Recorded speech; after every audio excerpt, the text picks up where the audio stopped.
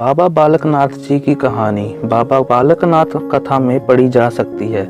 ऐसी मान्यता है कि बाबा जी का जन्म सभी युगों में हुआ, जैसे कि सतयुग, त्रेता युग, द्वापर युग और वर्तमान में कलयुग, और हर एक युग में उनको अलग अलग नाम से जाना गया।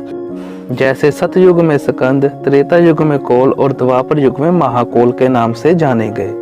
अपने हर अवतार में उन्होंने गरीब एवं निसहायों की सहायता करके उनके दुख, दर्द और तकलीफों का नाश किया। हर एक जन्म में यह शिव के बड़े भक्त निकले। द्वापर युग में महाकोल जिस समय कैलाश पर्वत जा रहे थे, जाते हुए रास्ते में उनकी मुलाकात एक वृद्ध स्त्री से हुई। उसने बाबा जी से गंतव्य में जाने का अभिप्राय पूछा। वृद्ध स्त्री को जब बाबा जी की इच्छा का पता चला कि वह भगवान शिव से मिलने जा रहे हैं, तो उसने उन्हें मानसरोवर नदी के किनारे तपस्या करने की सलाह दी, और माता पार्वती, जो कि मानसरोवर नदी में अक्सर स्नान करने के लिए आया करती थी, से उन तक पहुंचने का उपाय पूछने के लिए कहा। बाबा जी ने बिल्कुल वैसा ही किया और अपने उद्देश्य भगवान शिव से मिलने में सफल हुए। बाल योगी महाकोल को देखकर शिवजी बहुत प्रसन्न हुए और उन्होंने बाबा जी को कलयुग तक भक्तों के बीच सिद्ध प्रतीक के तौर से पूजे जाने का आशीर्वाद प्रदान किया, और चिर आयु तक उनकी छवि को बालक की छवि के तौर पर बने रहने का भी आशीर्वाद दिया। कलयुग में बाबा बालकनाथ जी ने गुजरात काठियावाद में देव के नाम से जन्म लिया। उनकी माता का नाम लक्ष्मी और पिता का नाम वैष्णव वैश था। बचपन से ही बाबा जी अध्यात्म में लीन रहते थे।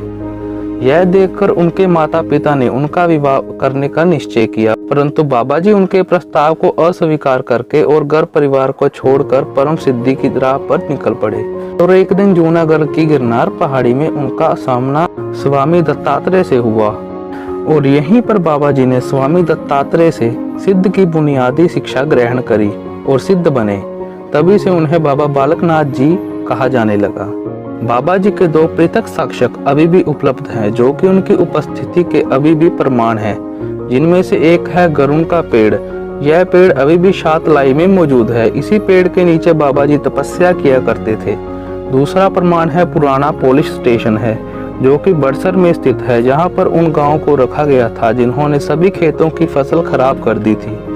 जिसकी कहानी इस तरह से है कि एक महिला जिसका नाम रत्नो था ने बाबा जी को अपने गांव की रखवाली के लिए रखा था, जिसके बदले में माता रत्नो बाबा जी को रोटी और लस्सी खाने को देती थी। ऐसी मान्यता है कि बाबा जी अपनी तपस्या में इतने लीन रहते थे कि माता रत्नो द्वारा दी गई रोटी और लस्सी खाना याद ही नहीं रहता था। एक बार जब माता रत्नो बाबा जी की आलोचना कर रही थी कि वह गाँवों की ठीक से रखवाली नहीं करते, जबकि माता रत्नो बाबा जी के खाने पीने का खूब ध्यान रखती है। माता रत्नो का इतना ही कहना था कि बाबा जी ने पेड़ के तने से रोटी और जमीन से लस्सी को उत्पन्न कर दिया। बाबा जी ने सारी उम्र ब्रह्मचर्य का पालन किया, और इसी बात को ध्यान में रखते हुए उनकी महिला भक्त गर्भ गुफा में प्रवेश नहीं करती थी, जो कि प्राकृतिक गुफा में स्थित है, जहाँ पर बाबा जी तपस्या करते हुए अंतर्ध्यान हो गए थे।